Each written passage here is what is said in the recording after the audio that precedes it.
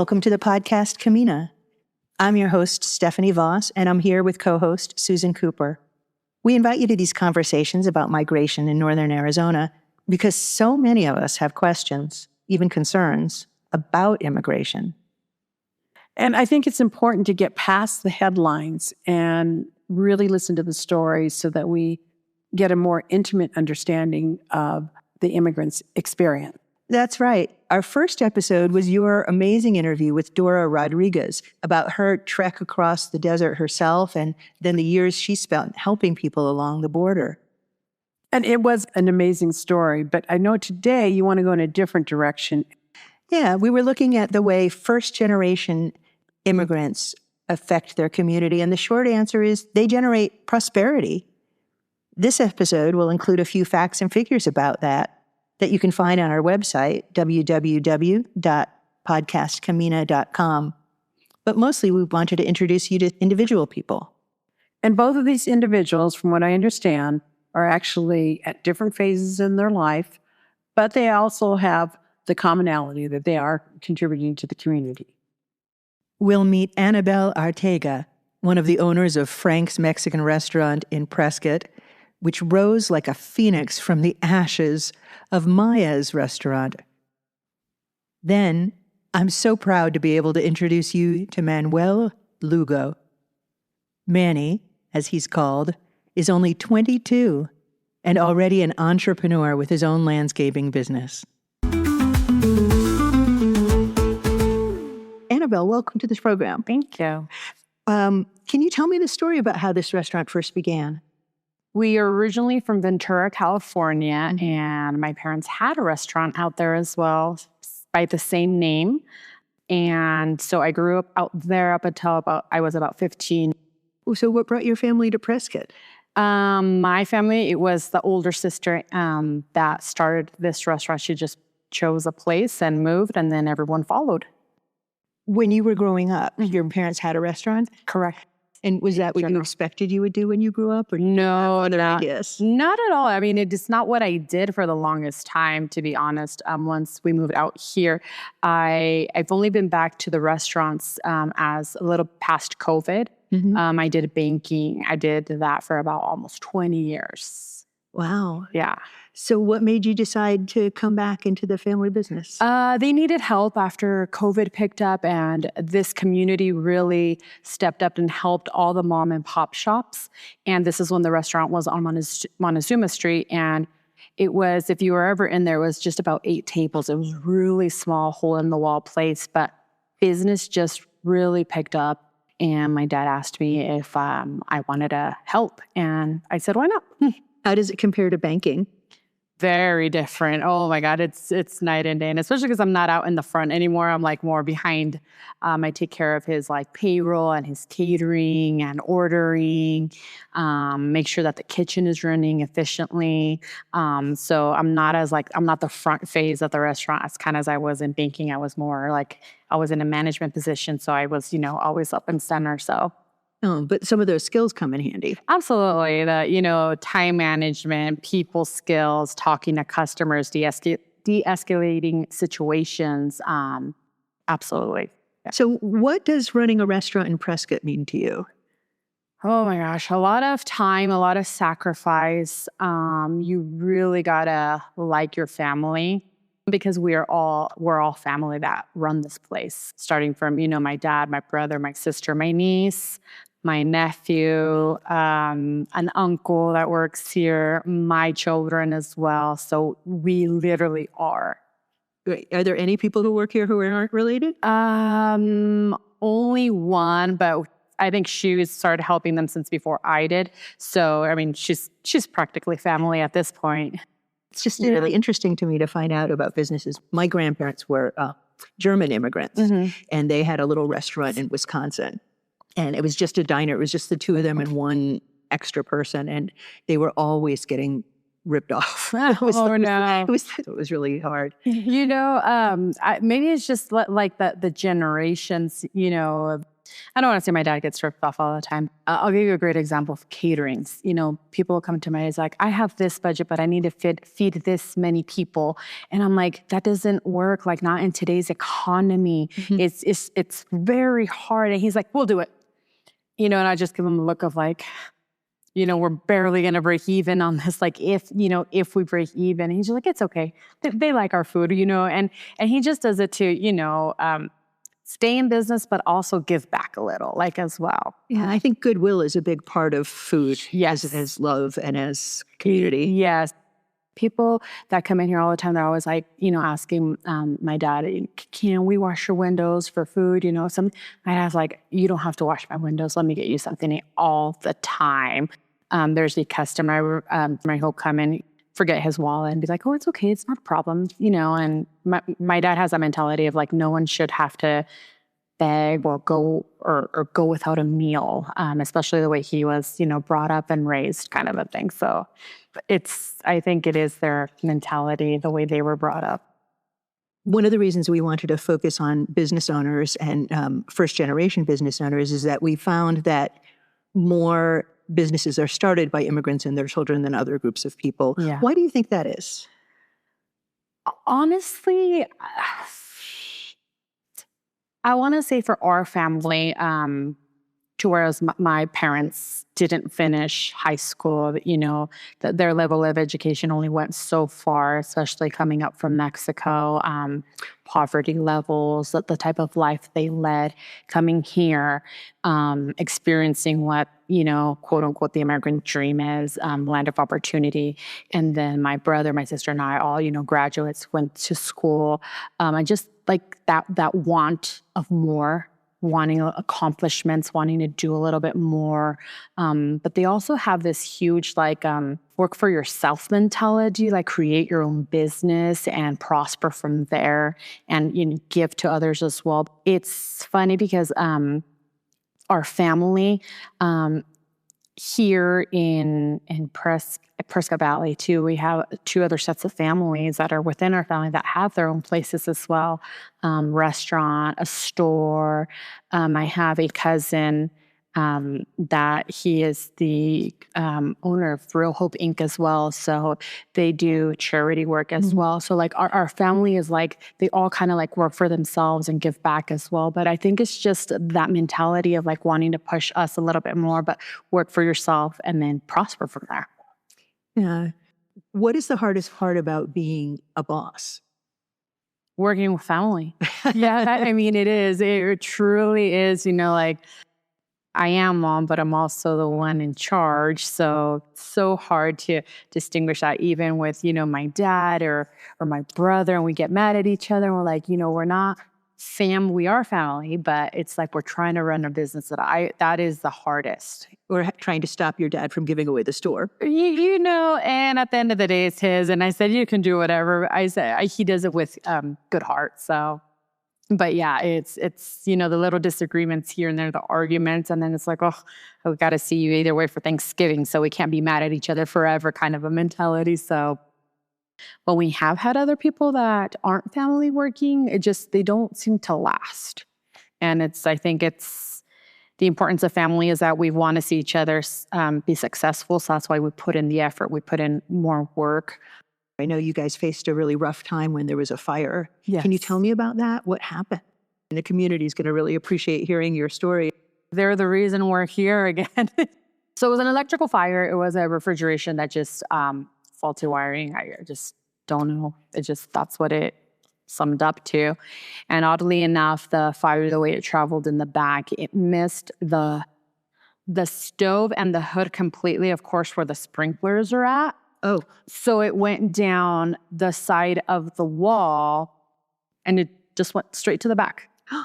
And the sprinklers were on this side where the stove is at, where the fryer's at, where all the kitchen equipment's at. So they never turned on.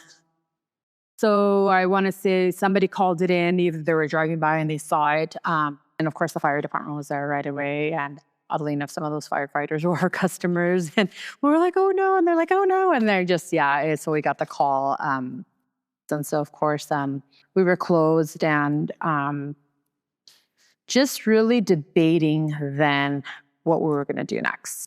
My dad was very worried about, at that time, only my brother and I worked there, and my niece. Three of us were there from the family. And he was just like, well, what are you guys going to do for work? And I'm like, oh, well, we can just, go back out to the workforce and do something. We've done it before. But then we had customers reaching out through our Facebook page, and very overwhelming with how much support they were giving us. And one of them, her name's Melanie, and she's like, I'm starting a GoFundMe. And we're like, Melanie, no, it's okay. She's like, I'm starting a GoFundMe because oddly enough, the insurance was a whole different thing at that building. We were grandfathered in. So code things and things like that. We as the tenants did not have insurance. We were not able to have insurance. Oh. So we were just, SOL basically there near retirement age. And my mom having so many health issues as well. We didn't want to put her through that. So just really debating what we're going to do. And our customer, Melanie, she was just like, I know this is what I'm doing. She started sharing it. And sure enough, the love and support that came from this community was just so overwhelming. It was so much words of encouragement to our Facebook page. I'm like, when are you guys going to do this? And, they were giving us options and opportunities. It was very, so nice. Why do you think your business connected with people so strongly that they were willing to go out of their way to help you? I think first mom and pop shop locally, since they had been there since 91. Everybody knew my parents by name there. So it was just like very like cozy and like really like just tight knit there. So I don't know, my dad and my mom have this like way of being with people and speaking to them and just really getting to know people. And they raised so much money. I didn't want to have to tell my dad to use your savings to do this because there was nothing that we were able to save equipment wise. So even just to get back started up with just plates and cups and, the basics, that's where we got the funds to sign here and buy equipment. That's amazing. Yeah. It's a really great story. Yeah. After that, and my dad was just always like, we owe it to them. We owe it to the community to reopen. And I was like, oh my gosh. When we talk about the community, are you talking about the Hispanic community or everybody else? You know what? I would have to say altogether, both communities, white, Hispanic. We've had customers that have moved from here and would mail us checks. Yeah. I know some of the people, I think, posted about a painting party. They actually come in and do that? Yes. So this room, first of all, this is an additional room that we can do parties back here. We do like private parties, caterings. We've held baby showers here, birthday parties. We've had bridal parties. We've had like smaller weddings. During Christmas, it gets very popular. But so they did all this room for us.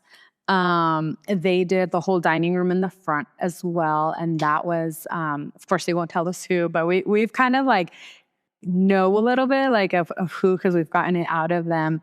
It was a couple of doctors that were customers and they donated towards them because when we opened, it was just bare walls, everything white, no decorations, nothing like that. So I guess that puts a kind of perspective on your dad's attitude towards business. Yes. Right? That it is really about sharing food and culture and family. Oh, yeah. Yes. Speaking of family, I'm wondering what you can tell me about the story about how your dad came here. So my dad is the oldest of 9 brothers. And his parents immigrated from Mexico to California. And they were brought over in little groups, like 2 boys at a time and things like that. He was brought over very young.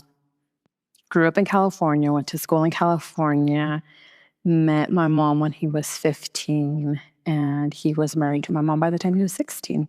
Wow. By the time he was 19, he had both my sister and I. So he worked out there in Ventura County and the agriculture business, in the fields, for years. And my grandfather did it too. And then, we were out there up until I was about 15, and then the opportunity came and I moved to Arizona.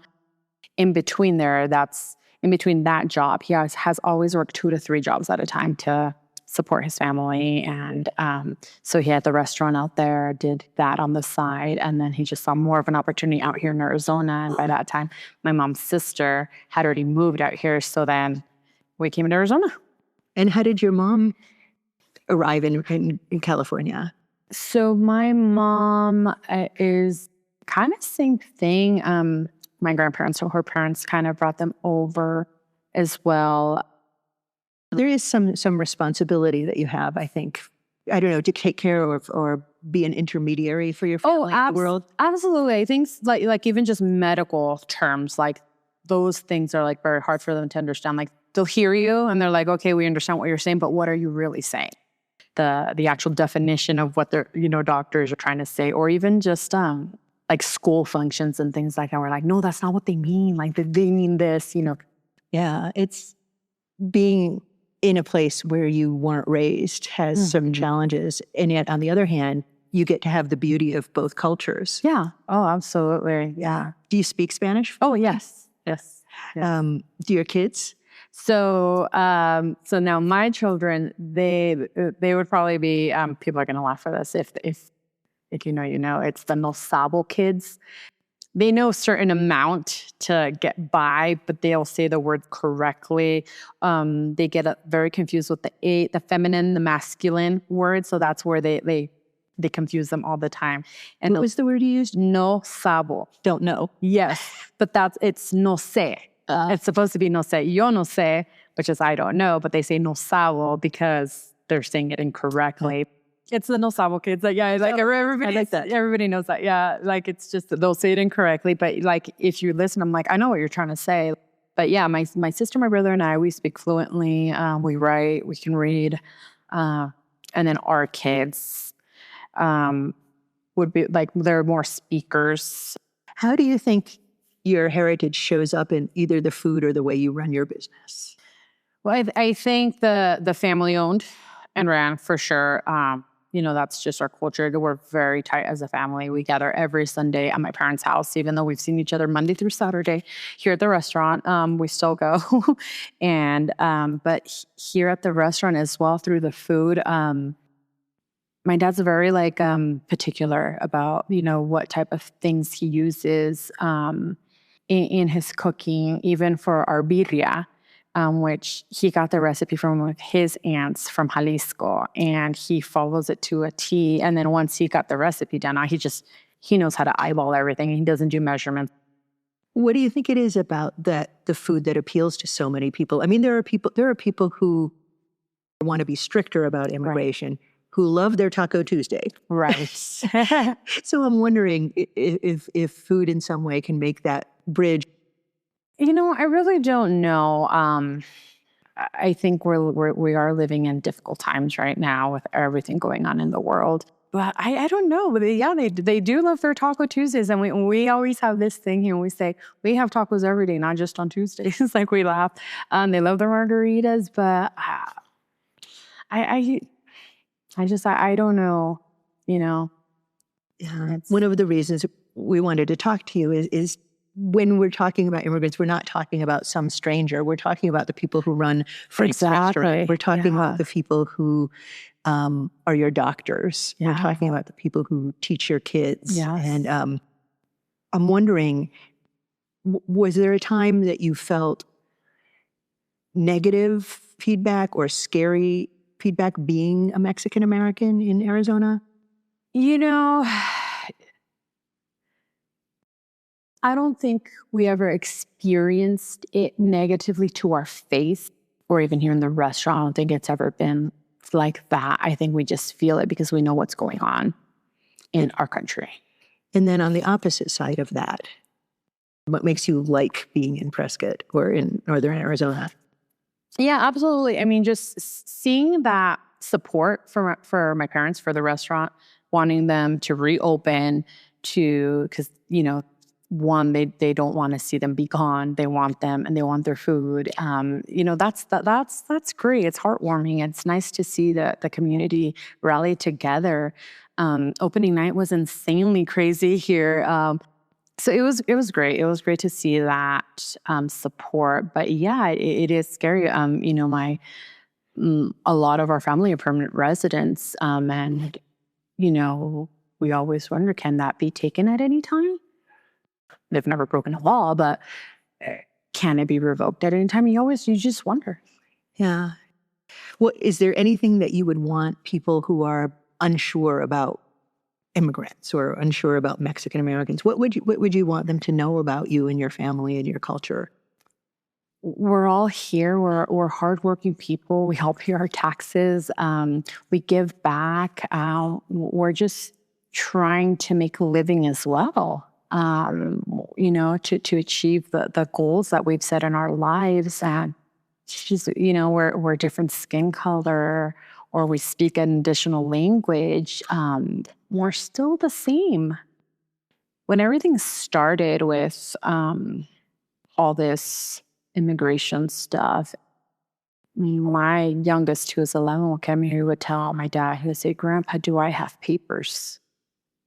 And that's hard. And it's like, I'm a U.S. citizen, I'm born here, he's born here. And I'm like, why are you asking those questions? And he's like, well, kids talk about it at school and I want to know if I have them. And I'm like, you're okay. Like, don't worry about, like, that's not, and it's heartbreaking. It's hard to see that. It's hard to hear it from your own children, because we're a little bit darker in skin color. But it's real. It's happening. We can't turn our heads to it, and it's going on everywhere. And that's what's difficult about it. But I would say, like, it affects everyone. It truly does. I think so. Is there one thing that people who wanted to show support could or should do, in your point of view, to make Arizona more welcoming?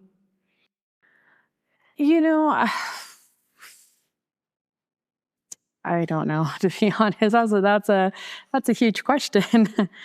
I would say, support your local mom and pop shops, support local businesses. If you're downtown and you see all those little pop-up tents, go around, take a look, consume, buy a little bit from them too. They're paying a little fee to be there, and that, everyone's trying to make a living out here. Everyone's just trying to survive and meet their goals as well. So I'll just say, get out there more. Just, being kind to one another. Thank you. Wow. Thank you, Stephanie. That was an amazing interview. I really love the fact that she opened up and shared with us the story about her family and the restaurant, but it was really interesting to hear the story about her son. And I think what's important for, our listeners in the community is, obviously they appreciate all of these different restaurants run by immigrants and the immigrant community. And I think it's just important that they feel safe in the community. Yeah. It was really moving that even this family that had so much support is still aware that it can be scary times for people here. And I think the reminder to be kind is really important. And now we're going to go from this business, which is very established, to one that's just starting out. Sounds good. Manny is 22 years old. He was born in Prescott, and a little over a year ago started his own landscaping company. When I sat down with him, I got a window into what it means as a first-generation American to carry both your own dreams and those of your family. We started by simply asking about his business. It's called Manny's Landscaping and Maintenance. I started it a year ago, actually, in July. I used to be employed by companies since I was 18. I'm 22 now, so I started it when I was 21. And I just really liked helping people. It wasn't for the money like a lot of people say. It was kind of just going out there and doing what I like doing and and helping people, and because there's a lot of people that need help with their yards, and I like being there. So I've met a lot of people that lost their husbands and stuff like that, and I always try to help those people out most. I've helped a lot of elder people, seniors, but I like meeting them. They have a lot of knowledge, and sometimes they give me a lot of wisdom, even just working for them. So tell me a little bit about how you got started in landscaping. In landscaping, well, it's kind of always just been a part of my culture, just like working hard, just working in the trades. My stepfather was a landscaper. My uncles were concrete pourers. So my actual dad, he used to do concrete and stuff like that, and like remodeling. So they've always been in the trades. When I was 15, 16, when I was in trouble in school, I used to go work with my stepdad. So why were you getting in trouble in school? Just being a delinquent, being a little kid. Yeah. Did you have bad influence friends, or? Yeah, I could say that, but I can't always put the blame on them. You know, sometimes you make your own choices and own actions. But I've learned from it. I graduated. And what made you decide to start your own business as opposed to continuing to work for somebody else? Well, growing up, you know, my parents used to say that, you know, you're from here, you got every opportunity in the world to do whatever you want. You could get a good job. You could become a doctor. You could become a lawyer. Like, you got that opportunity. We don't. And they always wanted me to pursue something better than, you know, just being a laborer or, you know, just out there breaking my back. So, and growing up, I've always wanted to be an entrepreneur. Regardless of what that was, whether it was a clothing brand or any type of sort of company, I wanted to be something where I kind of controlled it. Ever since I was a kid, I had ambitions to be an entrepreneur. Yeah. And I didn't know a way or a business that was marketable and something that I knew how to do. But once I learned this trade with my stepfather, I was like, yeah, I know this trade. I enjoy this trade. I could do this trade myself and go help other people. That's pretty cool. Do you have ambitions to grow your business and to start hiring more people? Yes. This past year, I've kind of been doing it solely by myself, but I've been getting help with the bigger jobs with my brothers, my cousins, and then my stepfather also comes help me. So it's a family business. Yeah. My goal with the business is to employ them one day, make sure they have a job, a better paying job, something where they could, make more money than where they're at right now. So hopefully this upcoming year, actually scale the business a little bit more, have a couple people help me. What has been your inspiration? My inspiration, my family, my mom, my stepdad, my little sisters, my brother, and my other brother and my sister. So, new immigrants and their families start more businesses than families that have been in the U.S. for generations. I was looking up some statistics, and I found out that in Arizona, immigrants are about 13% of the population and 23% of the entrepreneurs. Okay. Why do you think it is that immigrants in first generation are drawn to entrepreneurship? I think it's a better life. Growing up, I kind of had it rough. My dad was a really hard worker, but he didn't always have like the best work. So when I was younger, when I used to live with him, he actually used to dumpster dive, and he used to just collect garbage cans all day, just every day, all day, just to get some money, you know. And that's what he pretty much do. And yeah, for recycling? Yeah, he'd go take it to the recycling place, and they pay him for all the cans and all the metal and all the wire that he brings. So he just used to do that a lot. Yeah, so you grew up poor is what you're saying. Yeah, but I feel like from his standpoint, he was like, he has a lot of ambition. And from the moment that I grew consciousness and realized what he was doing, from now, he's just been working nonstop, just every day.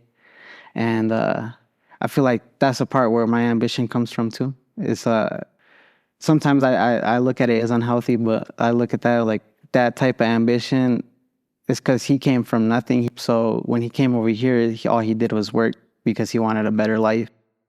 Well, Manny's family definitely seems to be a real inspiration for him.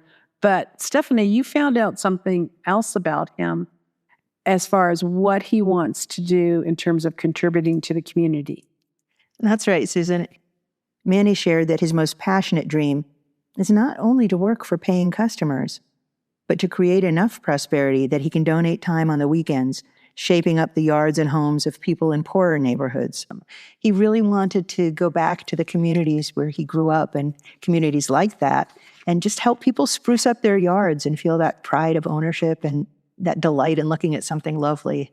It was inspirational. Inspirational. That's right. He's looking for ways to have more creativity in his life as well as more freedom. And that's one of the things that being an entrepreneur allows him to have. When I was a kid, I was an artist, so I used to draw, and that's why I kind of want to incorporate with my business right now is some art, making landscape design, and then just like I actually do believe there is some art towards maintenance and stuff, and keeping everything nice and pretty. So we also talked a little bit more about his family. Manny isn't sure what drew his parents to Chino Valley in the first place, but he knows his mother was pregnant with him when they crossed the border. Manny's family lived here, then moved for a while to Albuquerque, New Mexico. He came back at around age 10 and has no plans to leave. So yeah, I was born and pretty much raised in Prescott Valley, Yavapai County. And I'm proud to be a native here. Actually, I really enjoy this town here a lot. What do you like about Prescott? The being able to walk down the street and say hello, talk to people and walk down the street. Because I used to live in Albuquerque, and if you go over there right now, it looks really bad. There's a lot of drug use, a lot of homeless people, a lot of robberies. Yeah. So you like the small town? Yeah, compared to over there, because over here I don't have to worry about going to the store or anything like that. What is it like being a first-generation American? It's hard because a lot of your siblings and family, they put pressure on you. They're like, you got a chance, you got this opportunity. We don't, they kind of push that narrative on you, like you got that chance, we don't. And because my sister is trying to be a nurse right now, but she's a DACA recipient, and the college didn't accept her because she didn't have a social security or she wasn't from here. That must be really frustrating. Yeah, she was really frustrated, and then she was like, "Oh, that's why you need to get on your stuff and do something good with your life." So language can be a real barrier for immigrants, and you found out a little story about Manny and one of his struggles with language. That's right. Manny's parents learned English pretty quickly, but spoke Spanish at home, as so many people do. And in Albuquerque, he attended a bilingual school. So when he came back to Yavapai County at age 10, some of the kids at school were pretty mean to him about speaking Spanish. One teacher stood up for him. And even all this time later, it's really clear that stands out in his mind as pretty cool. He liked being given permission to speak his native language. And of course, his English improved pretty quickly anyway, and now he loves talking to people in any language. When you think about moving forward, I guess it sounds like you have a little bit of pressure to express what we like to call the American dream. Yeah. What does that mean to you, the American dream? The American dream is freedom. I love America a lot. I love being an American,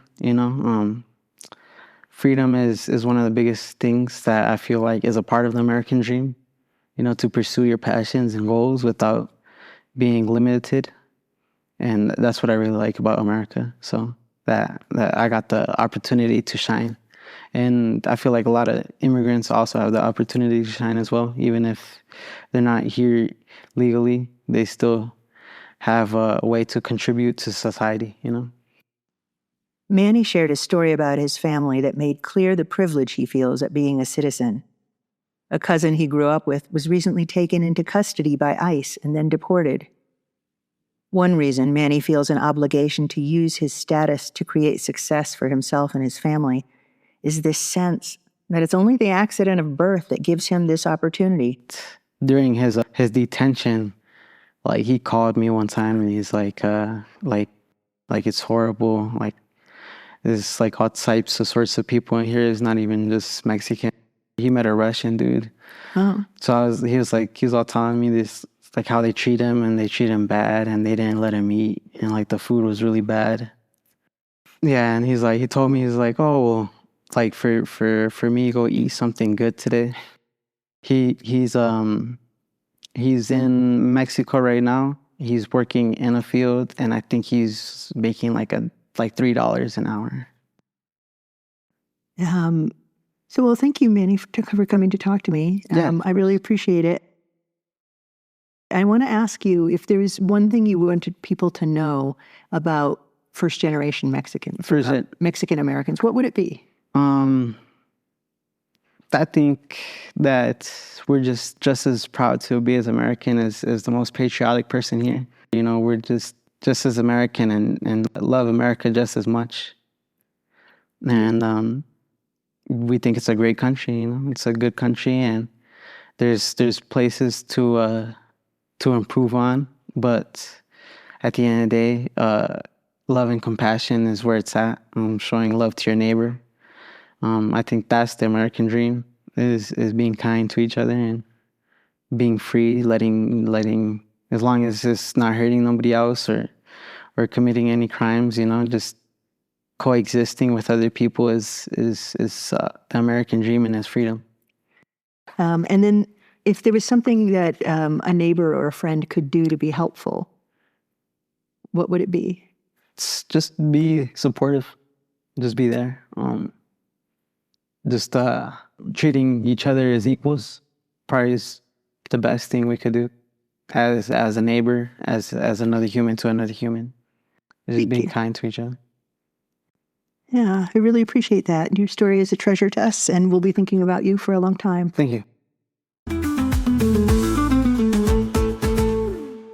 Quite a young man, definitely filled with compassion, but also that drive that inspires him to start his own business and continue to contribute to the community.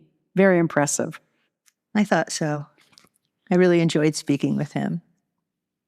So, Stephanie, we're coming to the end, and you get to share your 2 facts. So what did you find out? The first fact I'd like to share is that immigrants and their families are essential to the United States Social Security system. You might not have known that immigrants contribute more than they take out. In fact, one of the proposals to make Social Security solvent is to increase immigration. That's pretty interesting, and I think that sometimes there is a lot of confusion regarding Social Security and whether or not immigrants contribute. So thank you for that. Now, you've got fact number 2. I do, Susan. We looked at some figures from 2023 and found that although immigrants make up about 13% of the state population, they accounted for more than 20% of entrepreneurs and contributed more than $2 billion to the state in business income. So in summary, they're contributing to our local economy as well as helping out with Social Security. That's right. And interesting facts. All right, so those are the 2 facts. So what is the act for today? Well, the act is pretty easy, and that is, if there's a business, product, or service that you need, check around and see if there's an immigrant or Hispanic-owned business near you that offers that, and check it out. Why not give them a chance? Sounds good. And finally, Susan, why don't you tell us a little bit about what you have planned for next episode? Well, next month, I'll be talking to an educator who's been teaching a bilingual education. And it's pretty interesting because she's also had the experience of growing up in a bilingual home, but she'll talk about her personal experiences as well as having worked throughout the years with children coming from bilingual homes. Interesting.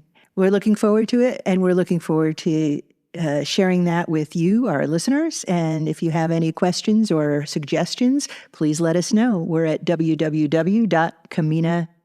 No, we're not. We're at www.podcastcamina.com.